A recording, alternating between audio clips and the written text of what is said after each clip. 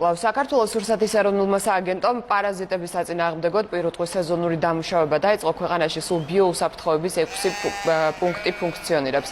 სწორედ ამ პუნქტებში შესაძლებელი როგორც წვრილფეხა, ასევე მსხვილფეხა პირუტყვის დამუშავება და მათი კლინიკური შემოწმება. აღნიშნულ მომსახურებას სახელმწიფო ფერმერებს უსასყიდლოდ სთავაზობს. დამუშავება მიმდინარეობს უმაღლესი ხარისხის ინსექტოაკარისტული პრეპარატით.